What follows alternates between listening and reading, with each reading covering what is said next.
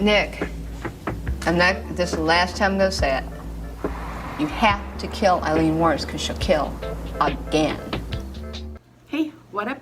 Welcome back to the playground. Welcome if you're new here. It is me, Angey Lee, and we are into a Halloween edition.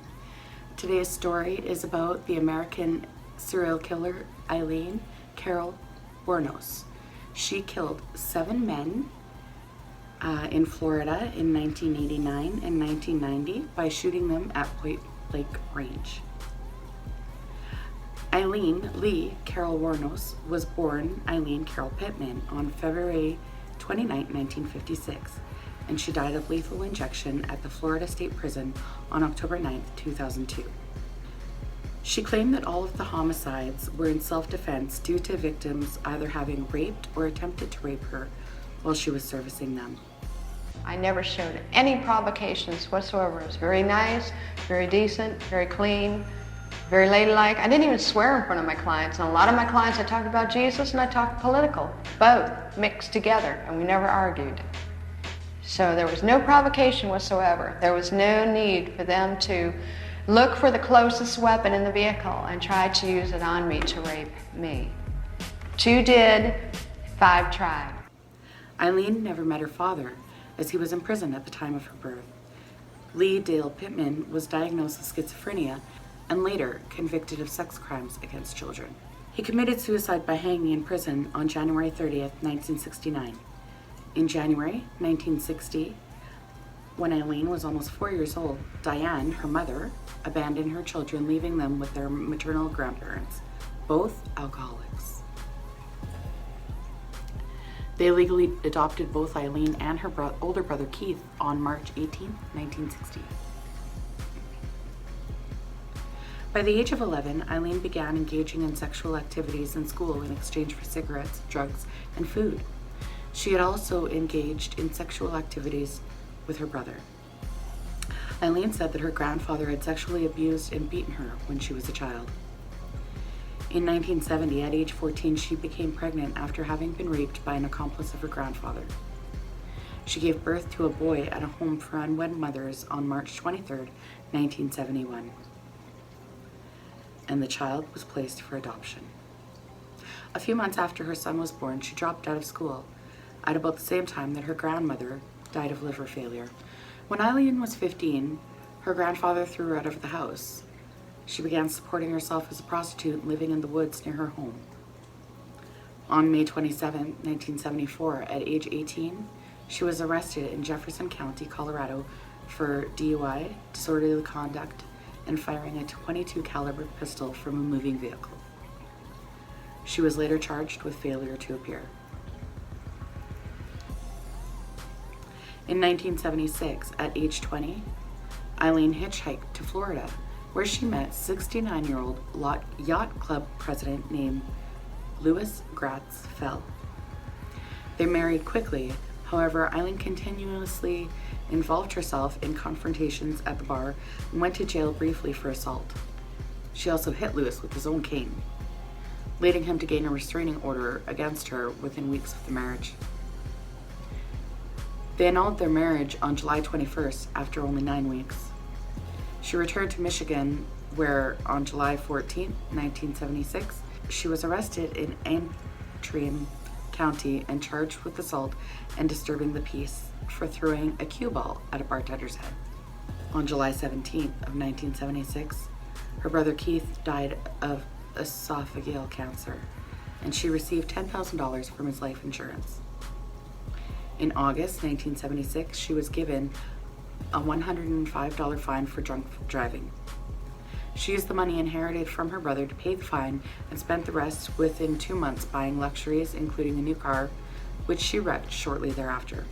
On May 20th, 1981, at 25, Eileen was arrested in Edgewater, Florida, for the armed robbery of a convenience store where she stole $35 and 2 packs of cigarettes. She was sentenced to prison on May 4th, 1982, and released on June 30th, 1983. On May 1st, 1984, she was arrested for attempting to pass forged checks at a bank in Key West. On November 30th, 1985, she was named as a suspect in the theft of a revolver and ammunition in Pasco County. On January 4th, 1986, when Eileen was 30, she was arrested in Miami and charged with car theft, resisting arrest, and obstruction of justice for providing identification bearing her aunt's name.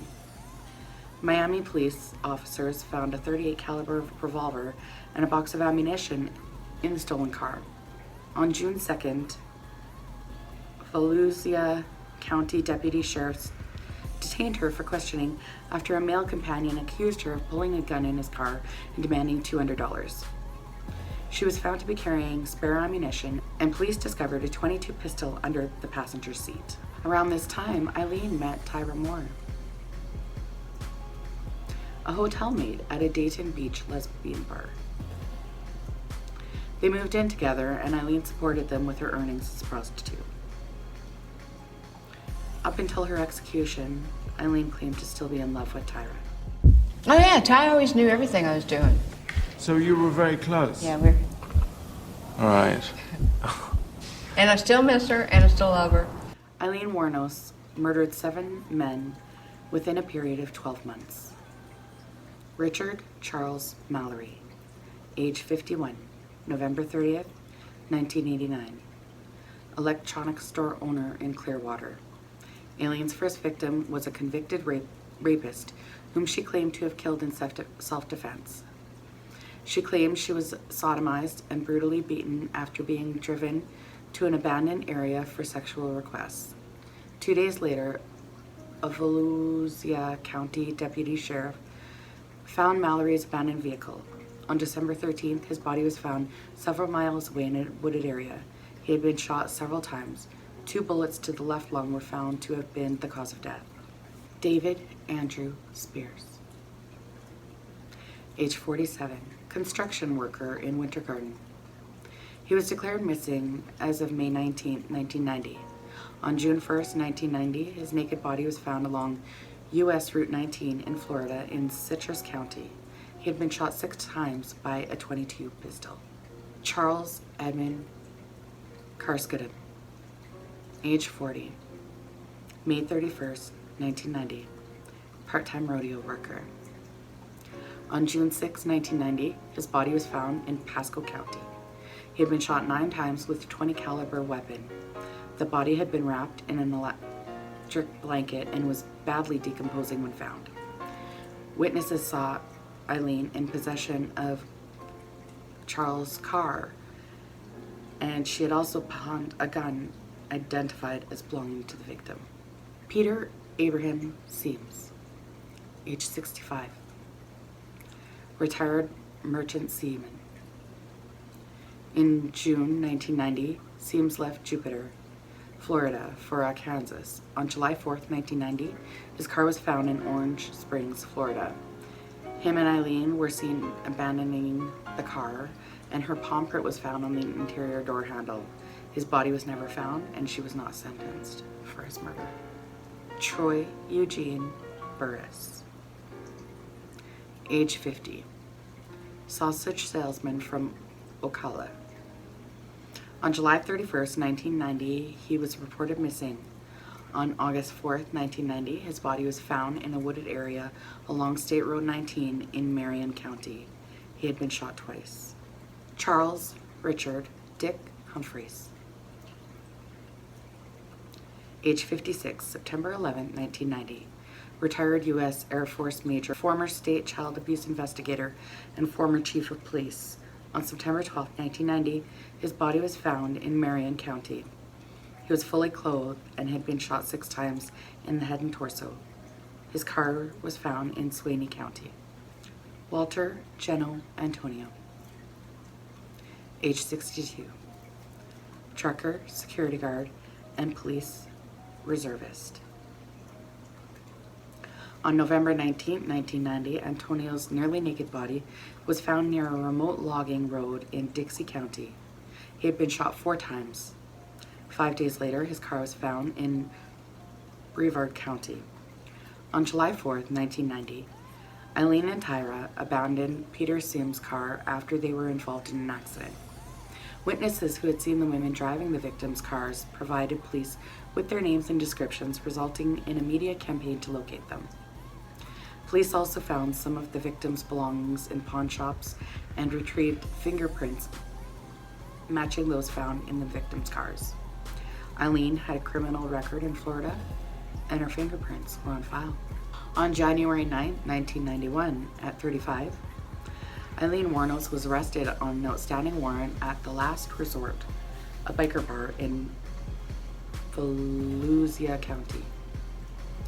Police located Tyra Moore the next day in Scranton, Pennsylvania. She agreed to elicit a confession from Eileen in exchange for immunity from prosecution. Tyra returned with Florida police, where she was put up in a motel. Under police guidance, she made numerous telephone calls to Eileen, pleading for help in clearing her name. 3 days later, on January 16, 1991, Eileen confessed to the murders. She claimed the men had tried to rape her, and she killed them in self-defense. A year later, on January 14, 1992, Eileen went to trial for the murder of Richard Charles Mallory. At her sentencing, psychiatrists for the defense testified that she was mentally unstable and had been diagnosed with borderline personality disorder and antisocial personality disorder. 4 days later, she was sentenced to death. On March 13, 1992, Eileen pleaded no contest to the murders of Humphreys, Burris, and Spears. I have made peace with my Lord, and I have asked forgiveness. I am sorry that my acts of self-defense ended up in court like this, but I take full responsibility for my actions. It was them or me. I am sorry for all the pain that my actions have caused. I am prepared to die if you say it is necessary. On May 15, 1992, she was given 3 more death sentences. I sentence you in case number 91-463 to death for the murder of Troy Burris. Case number 91-304, I sentence you to death for the murder of Charles Humphreys. Case number 91-112, Citrus County case number, I sentence you to death for the murder of David Spears. In June 1992, Eileen pleaded guilty to the murder of Charles Edmund Karskadin. In November 1992, she received her 5th death sentence. Records obtained reflect that from 1958 to 1962, Richard Mallory was committed for treatment and observation resulting from a criminal charge of assault with intent to rape, and received an overall 8 years of treatment from the facility. In 1961, it was observed of Mr. Mallory that he possessed strong sociopathic trends. The judge refused to allow this to be admitted in court as evidence and denied Eileen's request for a retrial. In February of 1993, she pleaded guilty to the murder of Walter Antonio and was sentenced to death again. Eileen told several inconsistent stories about the killings. She claimed initially that all 7 men had raped her while she was working as a prostitute, but later recanted the claim of self-defense, citing robbery and desire to leave no witnesses as the reason for the murder.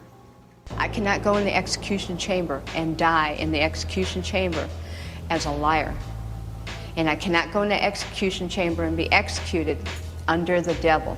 I have to come clean and cleanse my spirit in the name of Jesus Christ. So I have to come clean and tell the world the lies that went on through my mouth. I mean, now prosecutors and cops. And that you killed the 7 men. Huh? That you killed those men in cold blood. Yeah, and I got to come clean that I killed those 7 men in first-degree murder and robbery. As they said, they had it right. A serial killer. Not so much like thrill kill. I was into the robbing biz.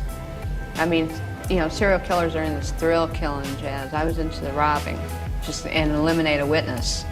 But still, then again, I got a number, so it's serial killer. But I'm coming clean before I go in that execution chamber and be executed. That I killed them. And so like when this. you met them, from the beginning, did you know that you were going to kill them? when they picked you up in their cars? I pretty much had them selected that they were going to die. During an interview with filmmaker Nick Broomfield, when she thought the cameras were off, she told them it was, in fact, self-defense, but she could not stand being on death row, where she had been for 10 years at that point, and she wanted to die. Assessed using the psychopathy checklist, Eileen scored 32 out of 40. The checklist evaluates individuals on a 20-item list of antisocial and interpersonal behaviors, with each item being scored at 0, 1, or 2, and thus a maximum score of 40. Depending on location and research perspective, scores above 25 or 30 are consistent with a diagnosis of psychopathy. Eileen was incarcerated at the Florida Department of Corrections, Broward Correctional Institution, death row for women, then transferred to the Florida State Prison for execution. Her appeal to the U.S. Supreme Court was denied in 1996. In a 2001 petition to the Florida Supreme Court, she stated her intention to dismiss her legal counsel and terminate all pending appeals. "I killed those men," she wrote, "robbed them as cold as ice, and I'd do it again too." Yeah, Richard Mallory was not self-defense. Richard Mallory I killed, and I needed his wheels to move the stuff, and he had the right amount of money I needed to move into the apartment, so. But what about the testimony that you gave in court about? That's just, like I was saying. About the Visine and... Oh, I was just doing a lying biz. That was just my lying gig, try to beat the system. "There's no chance in keeping me alive or anything," she said, "because I'd kill again. I have hate crawling through my system. I'm so sick of hearing this. She's crazy stuff. I've been evaluated so many times. I'm competent, sane. I'm trying to tell the truth. I'm the one who seriously hates human life and would kill again." Did you know that they were surveilling me before I killed? And then I knew it? And that it was covered up? Did you know there was helicopters dropping down from the sky, deputy sheriff, with decoys picking me up 4 or 5 months before my arrest? It was covered up? But nonetheless... Nobody ever asked me these questions. Whether the cops were following you or not, Eileen. Oh, whether the cops were following me or not, Eileen, okay, what? Let's say the cops were following you. Yeah. Let's say they were following you and they did everything that you're saying they did. Nonetheless, yeah, you killed 7 men. Yeah, sure and I'm did. asking you, what got you to kill the 7 men? And I'm telling you because the cops let me keep killing them, Nick. Don't you get it? Not everybody is killing 7 people. So there must have been something in you that was getting you to do that. Oh, you are lost, Nick. So I was a hitchhiking hooker. Right. Running into trouble. I shoot the guy if I ran into trouble. Physical trouble. The cops knew it.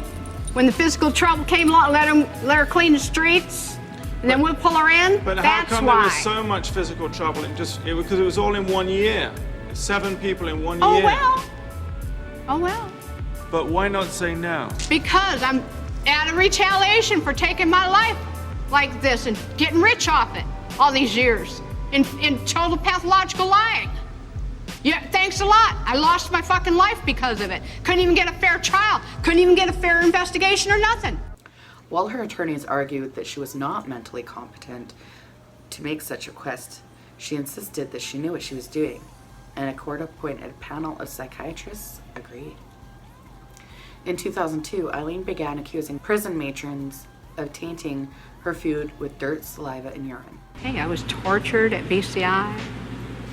They had the intercom on in the room, and they kept lying that it wasn't on, and they were using sonic pressure on my head since 1997.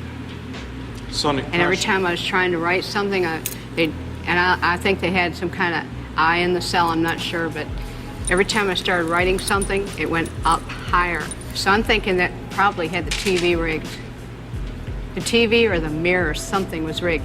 They got a huge satellite on the compound. After they put the huge satellite on the compound, it could have been either rigged to the TV set or the mirror or something, because the electrician, when he put the mirror on the wall, he said, "Doesn't that look like a computer?" the back of it, and he stuck it to the wall. And do you think, what, did that affect your mind, do you think? Huh? Did that affect your mind in some way, the sonic? It was crushing my head, and they were using sonic pressure continually. Then when I had 3 meetings with Miss Villacorta on it, every meeting I had, she increased the pressure of the volume of the comm, increased the harassment on the floor, increased the trays being inedible, just increased every bit of my complaints and trashed all grievances. They were trying to make it look like I was crazy at all times, rig up the room with torture. If I said anything about I think their whole plan was trying to make it look like I was totally crazy, and so nobody would believe anything I had to say about anything, and then drive me there if they could. I suffered so bad. I was really struggling to survive. Had a lot of trays that were attempted murder and everything. I had to wash all my food off. And then one day I didn't wash my food off, and I was sick for 3 weeks, almost died. Her attorney stated that Miss Wuornos really just wants to have proper treatment, humane treatment, until the day she's executed. He added she believes what she's written. You sabotaged my ass, society, and the cops, and the system. A raped woman got executed. It was used for books and movies and shit. Ladder climbs, re-election, everything else. I got a big finger in all your faces, thanks a lot. You're an inhumane bunch of fucking living bastards and bitches, and you're gonna get your asses nuked in the end, and pretty soon it's coming. 2019, Iraq's supposed to hit you anyhow. You're all gonna get nuked. You don't take fucking human life like this and just sabotage and rip it apart like Jesus on the cross and say thanks a lot for all the fucking money I made off of you. And not care about a human being and the truth being told. Now I know what Jesus was going through. They've been trying to tell the truth, and I keep getting it stepped on. Concerned about if I was raped, I'm not giving you book and movie info. I'm giving you info for investigations and stuff, and that's it.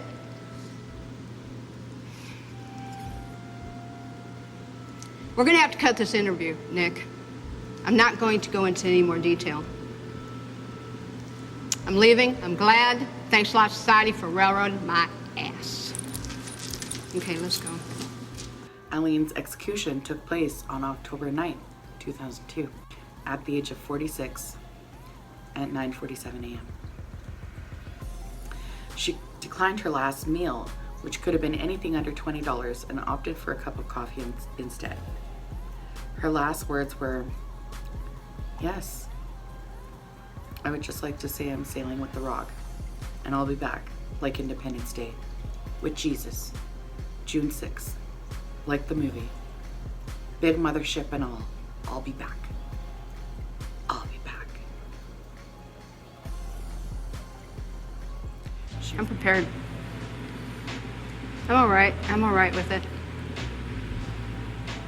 And how, I'm all right with it, but like I said, remember, let them know that I know that the cops knew who I was. After Richard Mallory died, I left prints everywhere, and they covered it up and let me kill the rest of those guys to turn me into a serial killer. I know they did, because I was no professional serial killer or anything, murderer, or whatever you want to call it, you know. I wasn't special at what I was doing. Eileen, I did some sloppy work, you know, and I left How prints. have you prepared yourself for tomorrow morning? I'm all right with it. She was the 10th woman in the United States and the second in Florida to be executed since the 1976 United States Supreme Court decision restoring capital punishment. Her body was cremated and her ashes were spread beneath a tree in her native Michigan by her childhood friend, Dawn Watkins. I'm okay. I'm okay. God is going to be there. Jesus Christ is going to be there. All the angels and everything. And, you know, whatever's on the beyond. I think it's going to be more like Star Trek, beaming me up into a space vehicle, man. Then I move on, recolonize to another planet or whatever. But it's whatever's the beyond. I know it's going to be good because I didn't do anything as wrong as they said. I did the right thing. And I saved a lot of people's butts from getting hurt and raped and killed too. Thank you so much for watching. I hope you enjoyed this Halloween special. look forward to more spooky stories through the month of October. Have a great one. We'll catch you in the next one. Stay safe. Bye for now. Love ya.